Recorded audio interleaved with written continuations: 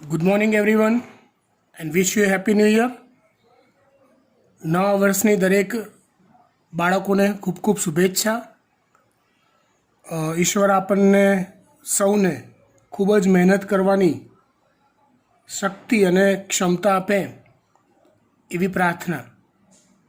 એની સાથે હવે શરૂઆત કરીએ છીએ આપણે આગળ એક નવો ટૉપિક, તારા કેન્દ્ર.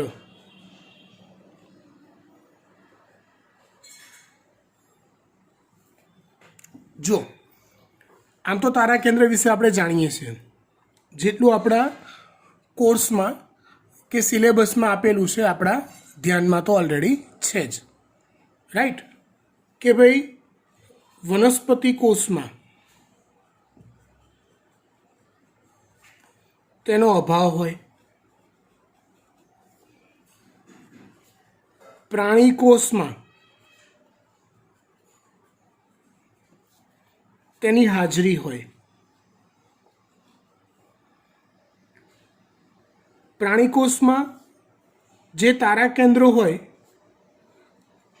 એ 2ની સંખ્યામાં હોય અને બંને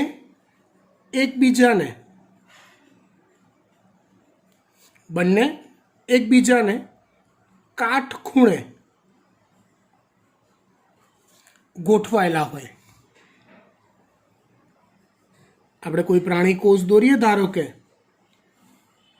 એનું કોષ કેન્દ્ર હોય તો 2 તારા કેન્દ્રોના યુનિટ આ રીતે એકબીજાને કાટખૂણે ગોઠવાયેલા હોય, બરાબર. એની ચોપડીમાં આપેલી જે વિગત છે એની આપણે ડિટેલમાં ચર્ચા કરતા નથી. જે વધારાની અને જાણવા જેવી છે એની ચર્ચા આપણે કરીએ. તારા કેન્દ્રની ખાસિયત એ છે કે તેમાં બાહ્ય પટલનો અભાવ હોય છે. મતલબ કે તે એક પટલીય અંગિકા છે. મતલબ કે તે કેવી અંગિકા થાય? એક પટલીય અંગિકા થાય. હવે એનું કાર્ય આપણને ખબર છે કે જ્યારે કોષ વિભાજનની ક્રિયા થાય એ સમયે તે દ્વિધ્રુવીય ત્રાકનું એટલે કે ત્રાક તંતુઓનું નિર્માણ કરે છે. કોષ વિભાજન થાય ત્યારે તે દ્વિધ્રુવીય ત્રાકનું નિર્માણ કરે છે. હવે તારા કેન્દ્ર વિશે આપણને એટલી ખબર છે કે તે 9+0 અંગિકા કહેવાય. એટલે કે તેની પરિઘ તરફ 9 નલિકાઓ હોય.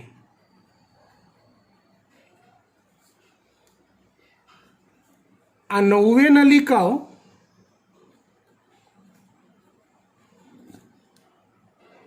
એ 3 પેટા નલિકાઓ ધરાવતી હોય. એટલે આ 9 નલિકાઓને 9 ત્રેખડ છે એમ કહેવાય. શું કહેવાય? 9 ત્રેખડ છે એમ કહેવાય. અને +0 એટલે મધ્યમાં એક પણ નલિકા હોતી નથી. મધ્યમાં પ્રોટીનનો દંડ હોય, એક પણ નલિકાઓ હોય નહીં. પણ જ્યારે કોષ વિભાજન સમયે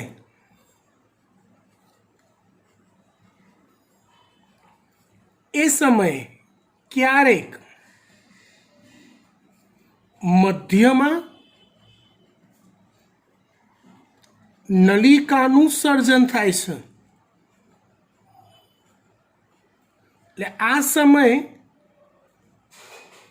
સમયે તેને 9+1 પણ કહી શકાય. પણ ફક્ત કયા સમયે? જ્યારે કોષ વિભાજન થતું હોય, દ્વિધ્રુવીય ત્રાકનું નિર્માણ થયું હોય, એ જ સમયે એની મધ્યમાં એક નવી નલિકા સર્જાતી હોય છે. દરેક વખતે સર્જાતી હોય એવું બી નથી, પણ ઘણીવાર સર્જાતી હોય. આવા તબક્કે તારા કેન્દ્રને 9+1 પણ કહેવાય. આ વસ્તુ યાદ રાખવાની.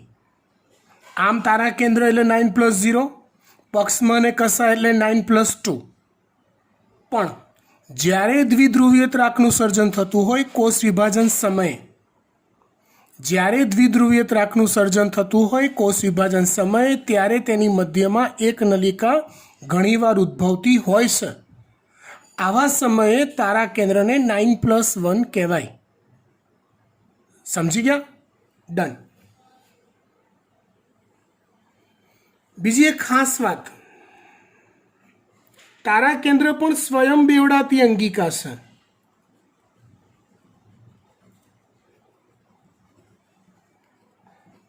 એટલે તેની અંદર પણ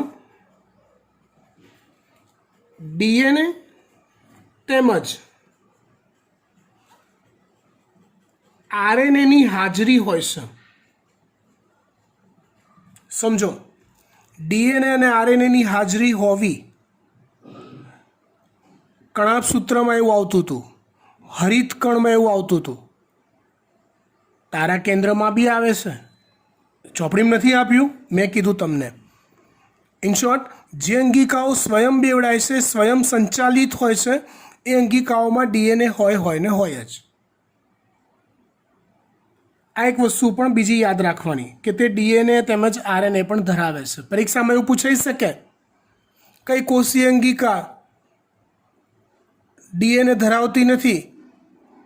કણાભ સૂત્ર, હરિતકણ, તારા કેન્દ્ર, આ 3 ઓપ્શન આપ્યા, ચોથી કોઈક બીજી અંગિકા આપી હોય. બરાબર? તો તમને જવાબ આવડવો જોઈએ. ગુડ. ત્યાર પછી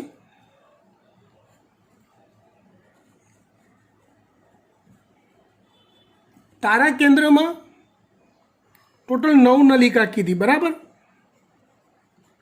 હવે એનો આડો છેદ લો તો એ આડો છેદ આવો ગોળાકાર આવે. હવે આવા ગોળાકાર રચનામાં આ રીતે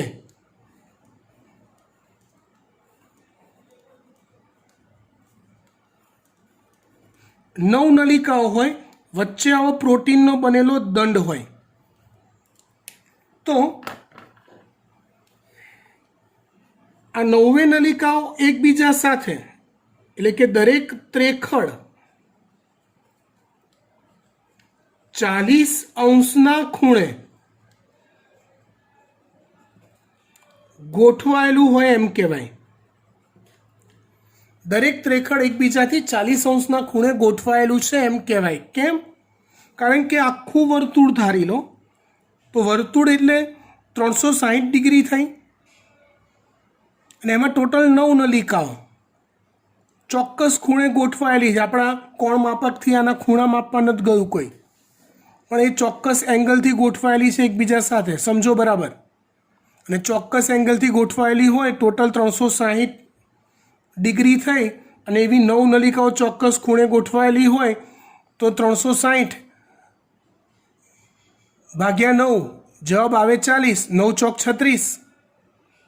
સમજણ પડી? એટલે એ રીતે દરેક ત્રેખડ એકબીજાથી કેટલા અંશના ખૂણે ગોઠવાયેલું હોય છે? 40° ખૂણે ગોઠવાયેલું હોય છે એમ કહેવાય. હવે તારા કેન્દ્ર એ જોડમાં ગોઠવાયેલા હોય. આવી જે તારા કેન્દ્રની જોડ હોય એને ડિપ્લોસોમ કહેવાય છે. યાદ રાખવાનું, તારા કેન્દ્રની જે જોડ રચાય આવી રીતે જોડીમાં હોય તારા કેન્દ્ર, તો આ પેર જે છે એને શું કહેવાય? ડિપ્લોસોમ કહેવાય.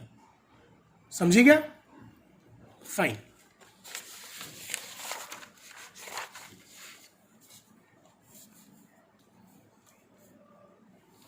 ત્યાર પછી આગળ વાત કરીએ તારા કેન્દ્રના ચોક્કસ કિસ્સામાં અલગ અલગ વિશિષ્ટ નામ હોય છે. એ અલગ અલગ નામની ચર્ચા કરીએ કે જ્યારે તારા કેન્દ્રને કોષમાં અભિરંજિત કરવામાં આવે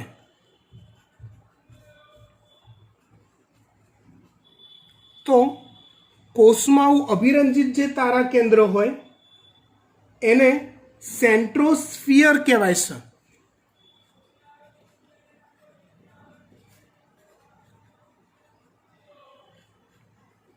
કોષમાં અભિરંજિત કર્યા પછી જે તારા કેન્દ્ર આપણને રંગીન દેખાય એને સેન્ટ્રોસ્ફિયર કહેવાય છે. એના બીજા પણ નામ છે કિનોપ્લાઝ્મા,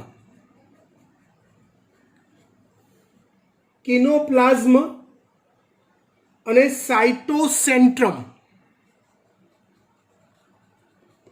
સાઇટોસેન્ટ્રમ પણ કહેવાય છે એને. તમને જો ખ્યાલ હોય તો આ તારા કેન્દ્રની જોડ હોય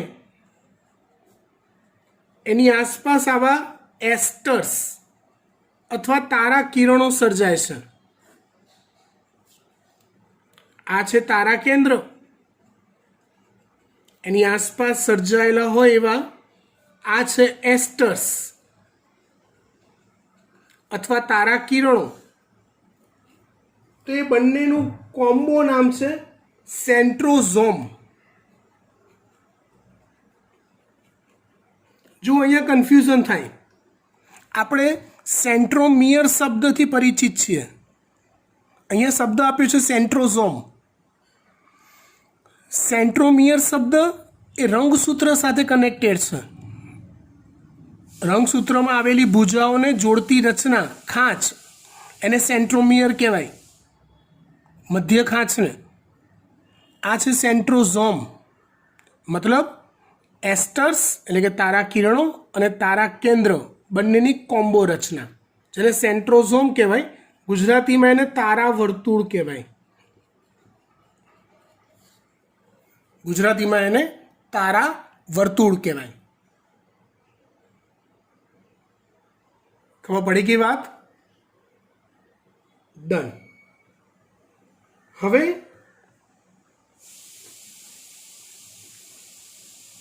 કોઈ કોષો જો પક્ષમધારી હોય અથવા કશાધારી હોય,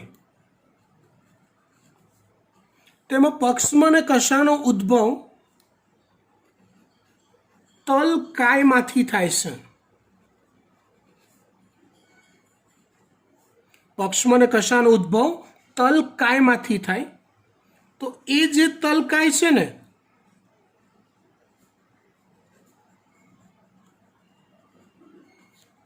એ તલકાય એ તારા કેન્દ્રનું જ મોડિફિકેશન છે.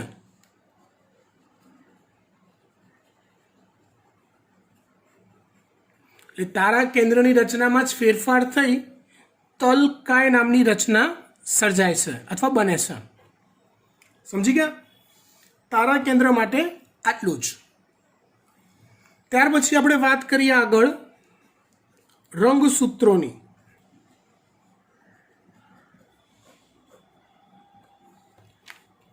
કોની વાત કરીશું? રંગસૂત્રોની. રંગસૂત્રો એ એક્ઝેક્ટલી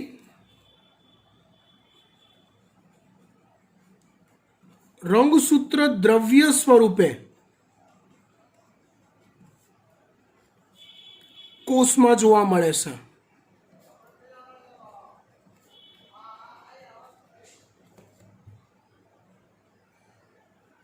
ફક્ત કોષ વિભાજનની ભાજનાવસ્થા અને ભાજનોત્તરાવસ્થા આ બે જ અવસ્થા દરમિયાન રંગસૂત્ર દ્રવ્ય એ રંગસૂત્ર જેવું ઘટ્ટ અથવા સઘન સ્વરૂપ ધરાવે છે. હવે રંગસૂત્ર દ્રવ્ય એટલે 4 આઈટમ હોય.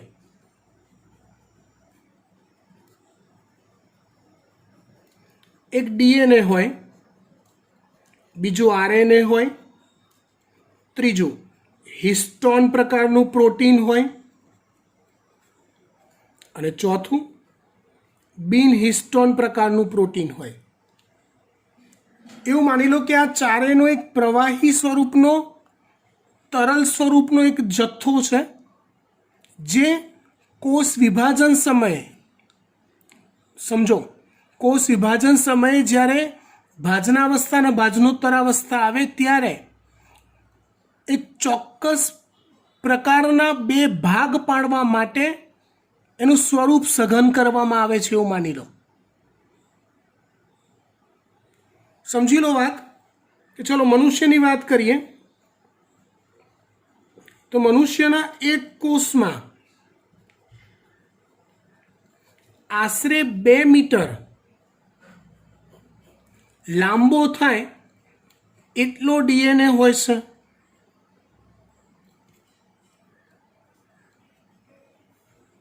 મતલબ એક ડીએનએ એની જોડે જોડે બીજાને જોડી દો, એની જોડે જોડે ત્રીજાને જોડી દો, એની જોડે જોડે ચોથાને જોડી દો. આખું સળંગ ડીએનએ એક કોષની અંદરનું તમે જથ્થો જુઓ ડીએનએનો, તો એ આશરે 2 મીટર જેટલો થાય. કેટલો થાય? આશરે 2 મીટર જેટલો. આ 2 મીટર જેટલો ડીએનએનો જથ્થો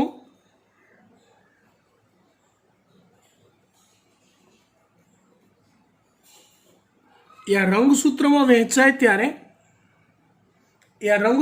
વહેંચાય ત્યારે 23 જોડ અથવા તો 46 રંગસૂત્રમાં ડિસ્ટ્રીબ્યુટ થાય છે. 23 જોડ અથવા તો 46 રંગસૂત્રોમાં ડિસ્ટ્રીબ્યુટ થાય છે. સમજી ગયા? ડન.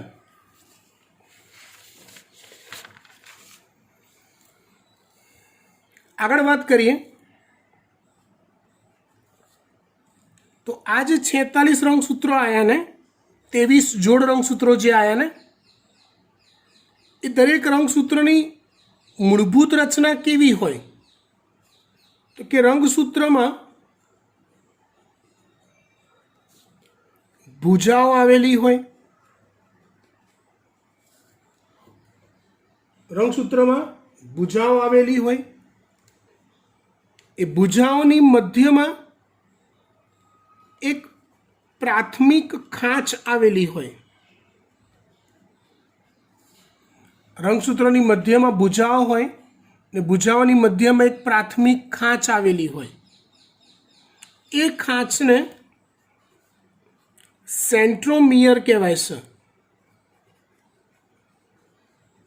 જો બેટા, આગળ સેન્ટ્રોઝોમ આવ્યું, એસ્ટર્સ અને તારા કેન્દ્રનું કોમ્બો નામ. અહીંયા નામ આવ્યું છે સેન્ટ્રોમિયર. હવે સેન્ટ્રોમિયરની બાજુમાં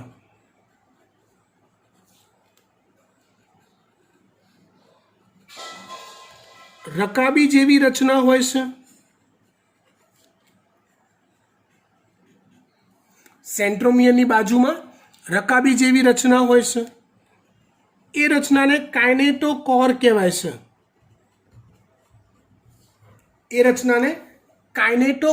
કહેવાય છે. રકાબી જેવી રચના. આ કાઇનેટોકોર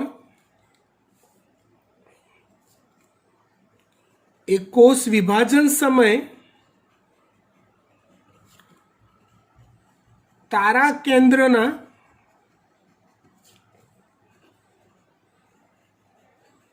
દ્વિધ્રુવીય ત્રાક સાથેનું જોડાણ સ્થાન સૂચવે છે. તારા કેન્દ્રના દ્વિધ્રુવીય ત્રાક સાથેનું જોડાણ સ્થાન સૂચવે છે કોણ? કાઇનેટોકોર. ચલો આગળ, સેન્ટ્રોમિયરના સ્થાનને આધારે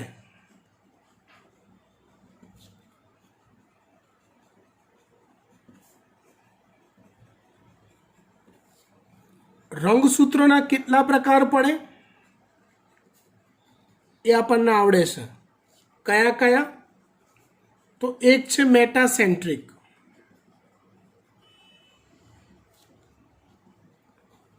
બીજા છે સબમેટાસેન્ટ્રિક, ત્રીજા છે એક્રોસેન્ટ્રિક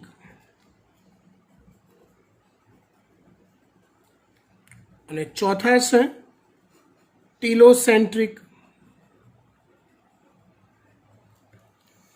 રંગસૂત્ર ધરાવતા દરેક પ્રાણીઓ જોઈ લો તો ટોટલ આવા 4 પ્રકારના જ સેન્ટ્રોમિયર હોય, રંગસૂત્રો હોય: મેટા, સબમેટા, એક્રો અને ટીલો.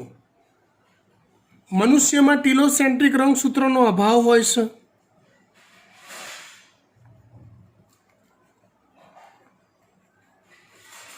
હવે મેટા, સબમેટા, એક્રો એ હોય ખરા, પણ એમાં બી વેરિએશન હોય છે. હું તમને સમજાવું કઈ રીતે. જો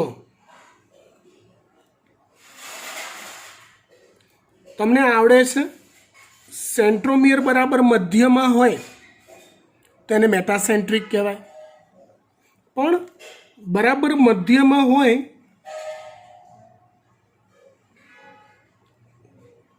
પણ આવું સાઇઝમાં બી ફરક હોય.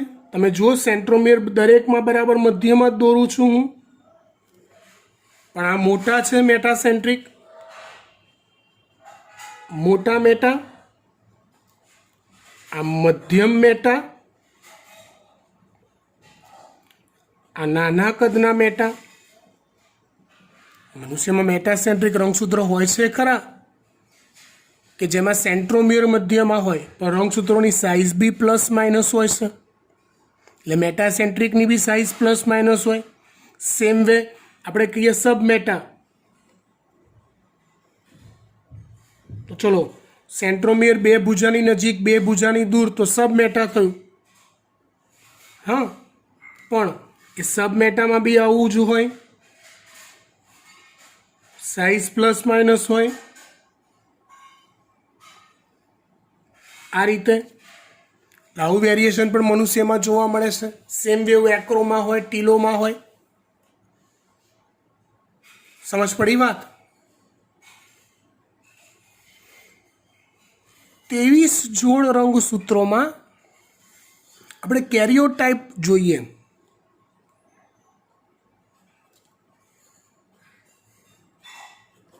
પાછળ જોઈએ.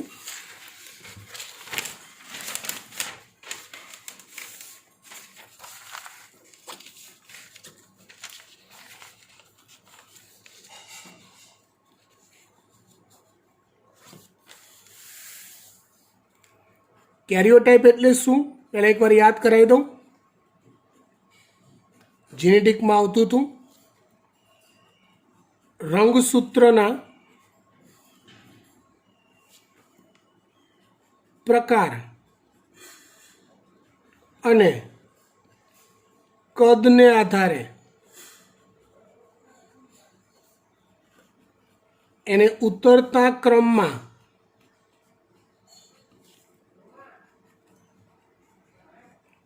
ગોઠવણ કરવાની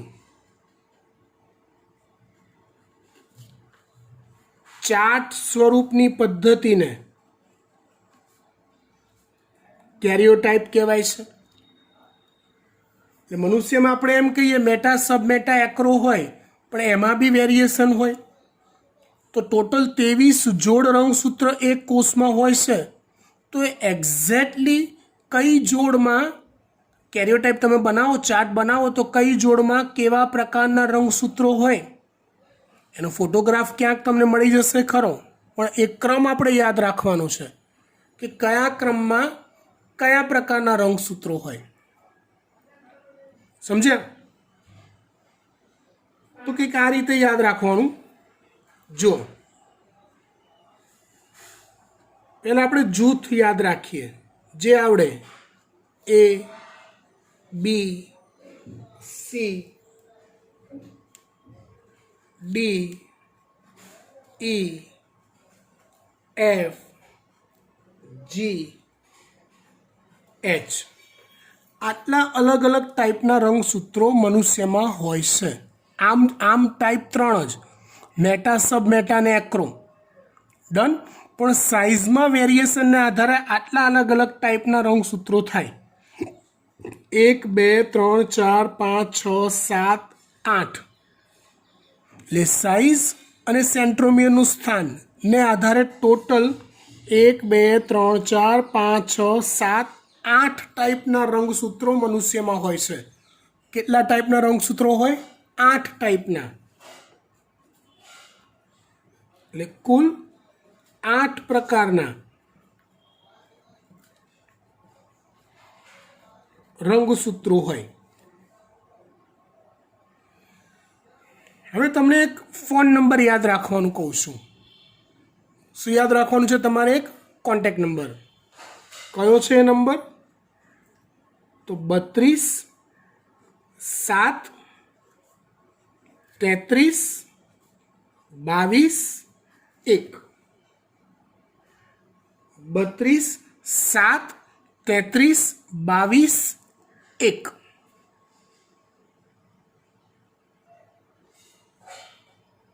બરાબર.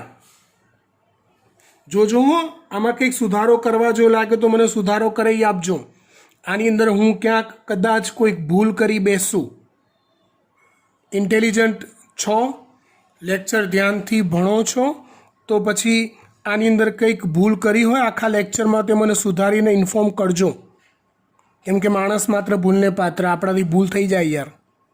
હા, સુધારજો ને મને કહેજો. જો હોય તો, ના હોય તો કહેવાની જરૂર નથી. Okay, fine. ફોન નંબર યાદ રાખ્યો. હવે એકદમ ઇઝી છે. નંબર યાદ રહ્યો 32 7 33 22 1. પહેલાં A થી H, પછી 32 7 33 22 1, 32 7 33 22 1, 32 7 33 22 1. Easy, done.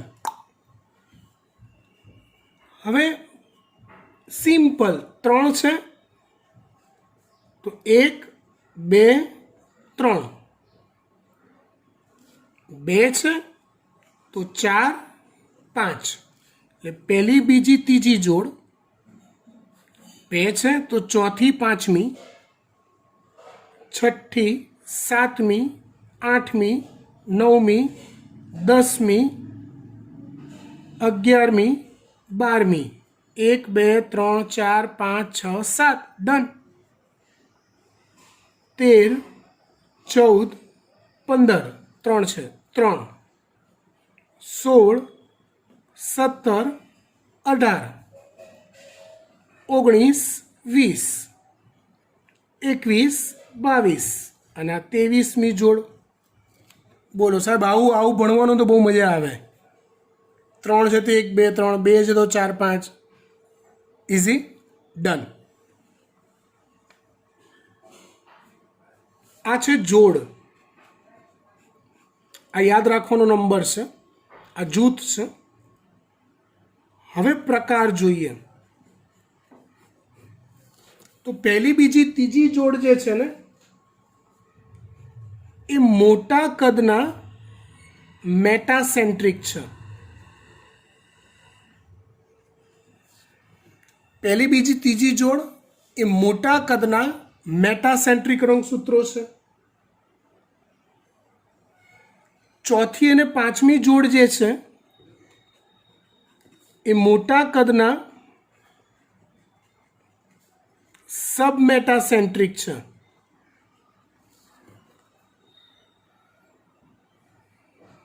છ થી 12 જે છે, 6 થી 12 એ મધ્યમ કદના સબ મેટાસેન્ટ્રિક છે.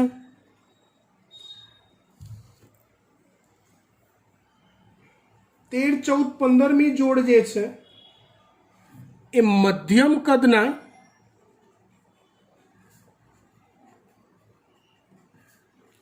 એક્રોસેન્ટ્રિક છે. 16, 17, 18 જે છે એ નાના કદના સબમેટાસેન્ટ્રિક છે.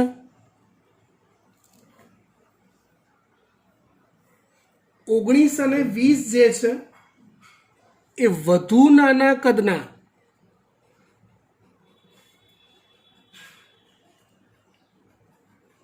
મેટાસેન્ટ્રિક રંગસૂત્ર છે. 21 અને 22 જે છે એ વધુ નાના કદના એક્રોસેન્ટ્રિક રંગસૂત્ર છે. 23મી જોડ જે લિંગી રંગસૂત્રો કહેવાય, એમાં સ્ત્રી હોય તો બંને એક્સ એક્સ હોય, પુરુષ હોય તેમાં એક એક્સ અને એક વાય હોય.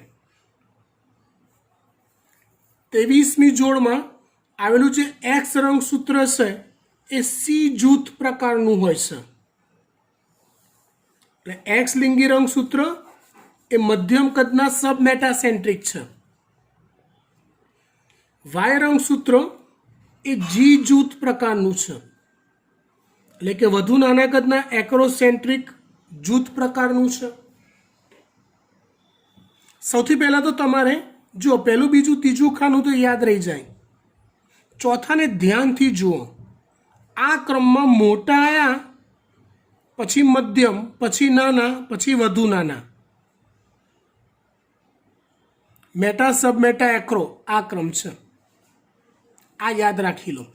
આમાંથી વિવિધ વેરાયટીવાળા MCQ પૂછાઈ શકે. જે હું તમને આપું છું પ્રેક્ટિસ માટે કે ભાઈ મનુષ્યમાં, હા આમાં કદાચ જો મારાથી કોઈ ભૂલ રહી ગઈ હોય, મેં આટલું જે ચલાવ્યું આટલું આખું આ ચાર્ટ છે, નીચે આ 8 પ્રકાર લખ્યા છે, એમાં કોઈક ભૂલ હોય તો મને કહેજો, બરાબર. એ સિવાય આવા MCQ હોઈ શકે. મનુષ્યના કેરિયોટાઇપમાં ટોટલ મેટાસેન્ટ્રિક રંગસૂત્રોની સંખ્યા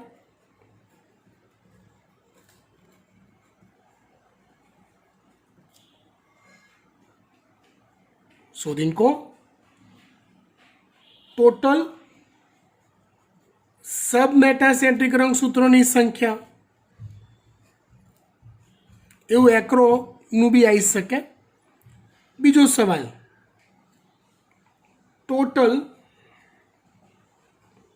મધ્યમ કદના રંગસૂત્રોની સંખ્યા. મધ્યમ કદના છે એટલે મધ્યમ કદના મેટા હોય તો મેટા બી આવી જાય, મધ્યમ કદના સબ મેટા હોય તો સબ મેટા બી આવી જાય, મધ્યમ કદના એક્રો હોય તો એક્રો બી આવી જાય. ટોટલ સરવાળો. સમજી ગયા? એવી રીતે વધુ નાના કદના રંગસૂત્રોની સંખ્યા. આવા મેં 4 લખ્યા જ. આવા ઓછામાં ઓછા 8 પ્રશ્નો બની શકે. બનાવીને એના જવાબ જાતે શોધીને તમારે રેકોર્ડ તરીકે રાખી મૂકવાના. એક્ઝામના લાસ્ટ ટાઈમ વખતે એને ગોખી કાઢવાના. કેમ કે આ સમજણ માટે છે, ખબર પડી ગઈ બેસ્ટ. પણ પછી જ્યારે એક્ઝામમાં પૂછાય ત્યારે તમારે 1 મિનિટમાં આન્સર તમારે શોધીને લખવાનો, ત્યારે આવો ચાર્ટ બનાવવા ના બેસાય. અત્યારે બનાવી શકાય, શીખી શકાય. પછી એ જે આંકડા આવે છે, આંકડા તમારા મગજમાં ગોખેલા રહેવા જોઈએ. ડન? Okay fine. આજનું લેક્ચર આટલે સુધી રાખીએ છીએ. હોમવર્કમાં એઝ એ ચલાવ્યું છે, એઝ એ રેકોર્ડ તરીકે તમારે ફેર વર્ક કરવાનું છે. બાકી હોમવર્કમાં તમારે MCQs ટોટલ જેટલો ટોપિક ચલાય એમાંથી 20 MCQ તમારે સોલ્વ કરીને ગૂગલ ક્લાસરૂમમાં તમારે સબમિટ કરવાના છે. ઓકે. બીજું હોમવર્ક, આ 4 પ્રશ્નો મેં પૂછ્યા છે, એના જવાબ તમારે આપવાના છે. કોઈ કન્ફ્યુઝન થાય તો મને પૂછવાનું છે. આવડી જાય છે તો કોઈ જવાબ પ્રશ્ન નથી. અને એક આમાં જો કદાચ મારાથી કોઈ ભૂલ થઈ ગઈ હોય તે ભૂલ મને કહેવાની છે, બરાબર? કે સાહેબ તમે આ ભૂલ કરી તે. Okay, bye. Thank you.